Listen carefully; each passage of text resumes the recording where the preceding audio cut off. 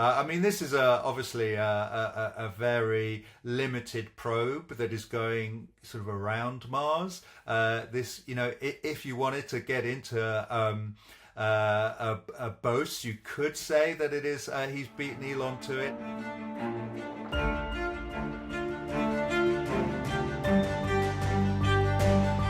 Mark Sellman, tech correspondent for The Times. Thank you so much for joining the Tech Report today. Great to be here. Thank you for having me. We'll start off with this Grok unhinged mode. Now, it was launched in February, but the reason why it's gaining traction in the last few weeks is that various Tesla users have been using it out in their cars and really trialing what this unhinged mode means. It's basically the AI robot talking with profanity and unfilteredness. Can you walk me through what this unhinged filter is, Mark, but especially how it could affect the company? Because, of course, Grok had already been in the limelight for some pretty anti-Semitic rhetoric it had been spitting out. Yeah, I mean, this is another attempt by Elon Musk to separate his chatbot from the dozens of other ones out there by turning it filthy, foul-mouthed, abusive, and somehow he believes that's going to be popular, and actually he's trying to make it popular by reposting these videos of people using it in their Teslas to his hundreds of millions of users. However, one of them actually got into some deep water because he happened to drive into a classified site for the National Security Agency whilst being abused by his Tesla or the chatbot on his Tesla. So it doesn't always go to plan when you spit this stuff out there. But also, Super Grok users can use this on Twitter or X now, Mark. So I think this will be quite hard to regulate for Elon Musk. Yeah, it's interesting. Our colleague Danny Fortson tried out some of these spicy chatbot avatars that are connected to Grok. And it has no filters on it. And you do wonder, obviously, who the end user is. And there's no controls over that. And Elon's always had a very childish sense of humor. And this sort of feeds into that. But as you said, he has to walk back when it steps over the line. And that's what happened last time when it actually got into anti-Semitic abuse. And they did have to change the algorithm then. Staying on Elon Musk, Mark, he last week threatened Apple with a lawsuit over allied antitrust violations relating to the rankings of the Grok AI chat box, owned, of course, by Musk's AI company xAI. Musk believes that Apple has unfairly propped up ChatGPT in the App Store rankings. So this is what he wrote on X. He said, Apple is behaving in a manner that makes it impossible for any AI company besides OpenAI to reach number one in the App Store, which is an unequivocal antitrust violation. xAI will take immediate legal action. He also said, why do you refuse to put either X or Grok in your must-have section when X is the number one news app in the world and Grok is the number 5 among all apps? Are you playing politics? So I want your response to this. Well, I mean, this is just another week, another blast from Elon against his arch rival Sam Altman. And Apple seems to have got in the way. Obviously, they've had beef before with Apple. Elon ended up having a nice walk around Apple's HQ with Tim Cook, and they sorted it all out. There's no real evidence to back up Elon's claim. Obviously, there have been other apps that have got to number one in other jurisdictions apart from the US. But Apple does have a very loose commercial relationship with OpenAI. It's not exclusive or anything like that. I think we just got to see it in the context of Elon just trying to make life as difficult as possible for OpenAI. It seems to be one of his primary goals at the moment. He will not let that bone go. Well, Sam Altman, he responded and kind of intensified the situation. He wrote, this is a remarkable claim given what I have heard alleged that Elon does to manipulate X to benefit himself and his own companies and harm his competitors and people he doesn't like. Yeah, I mean, anyone that's used X has a surprising amount of Elon content in their feeds, whether they like it or not. So. make of that what you will. How do you think this rivalry has intensified, Mark, when Altman is backing a new brain computer interface startup called Merge Labs, while Musk has his own company with a similar manner called Neuralink?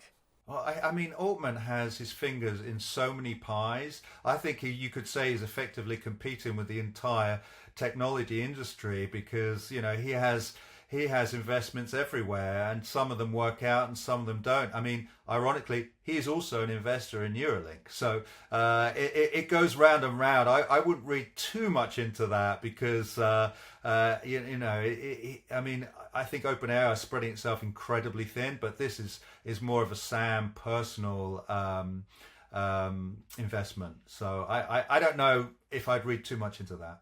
Well, it's an interesting way of investment when it comes to AI, Mark. It's something I certainly wouldn't have thought about, but I basically asked ChatGPT to explain to me what these two companies are in layman's terms, and it said Neuralink is, we'll think of it as an implant that will help paralyzed people control a computer or even walk again, eventually let anyone use their thoughts to text, play games, or interact with AI, such as ChatGPT. Whereas Merge Labs, a very similar idea, also wants to connect your brain to AI, but the goal is to make it less invasive and more AI powered so it can feel more like you're just thinking. So I wonder, is this the kind of route that these big tech giants will go down when it comes to, medical advancements? Yeah, I mean, it has been in the realm of science, and we have seen these early trials of implants really do help those that have lost some movement and some function. So there's definitely something there. Whether or not we would go down that kind of chip in your skin to control your social media, I don't know whether the public is quite there or even will ever be there. We're slightly balking at the smartphones at the moment, despite our widespread usage. So, I think that's a way off. But in the realm of science, it's definitely having an impact. You can see why others are getting into this field because it is a very, very positive story to tell. Recent reports say that there is a bit of a dark horse that is set to join the big tech giants, along with, Jeff Bezos, Elon Musk, Sam Altman. So Aravind Srinivas, who is the former Google and OpenAI engineer, he now runs Perplexity AI, which made about a $34.5 billion acquisition bid to buy Google Chrome off Google. Now, it hasn't gone through yet, but if it does, this would pretty much put him on the rise with these tech giants. Is that what you believe, Mark? Well, Perplexity is one of the hottest startups. It is attempted to take a little bit of a chunk out of Google by creating a search engine using AI. It's a very popular product, especially with the early adopters. You've seen its valuation go up and up. Ironically, this is backed by Jeff Bezos himself through his fund and Nvidia. They have good blue chip backers. It seems to be growing in popularity. The question is whether they can take that big leap forward and become a really widespread consumer product. They're still quite niche. It is early days, but essentially that leap could be achieved through the browser. We saw how search changed when people started searching through the browser. The browser is the access point onto the web.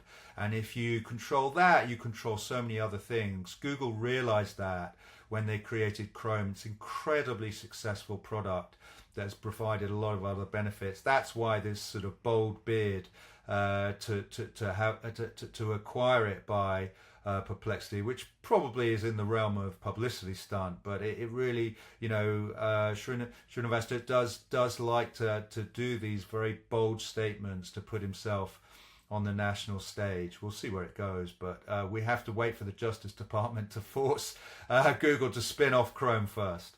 Speaking of Jeff Bezos, who's of course backing Srinivas, but Blue Origin is gearing up for a mission, Mark. They will mission to Mars. They will officially launch the New Glenn rocket September 29, 2025. So over a month away. Now, this means that Blue Origin will beat Elon Musk's SpaceX on a Mars mission. How do you think he would be feeling about that? Well, this is another rivalry that Elon has. Is obviously with Jeff Bezos in space.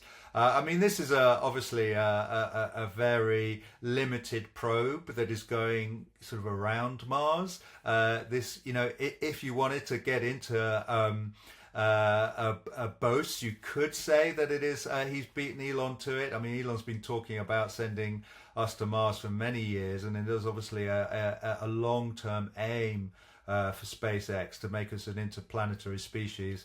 I don't think he's going to be too worried about this. This somewhat, I would call it a minor NASA contract, but it compared to the stuff that Elon wants to do, it doesn't really compare. Of course, because Elon Musk doesn't want to just do a mission to Mars, he wants to colonize it. Yeah, I mean, it's a pretty harsh environment for us to sustain. I think that really is in the realm of science fiction. If anyone's seen The Martian, those winds are pretty harsh. And in fact, Sam Altman, when questioned on stage at an event I saw him on a while ago, said, I have no ambitions to go there. So that's one area he's not going to be competing with Musk on. Oh, well, that's good. Mark Sellman, thank you so much for joining the Tech Report today. Thanks for having me.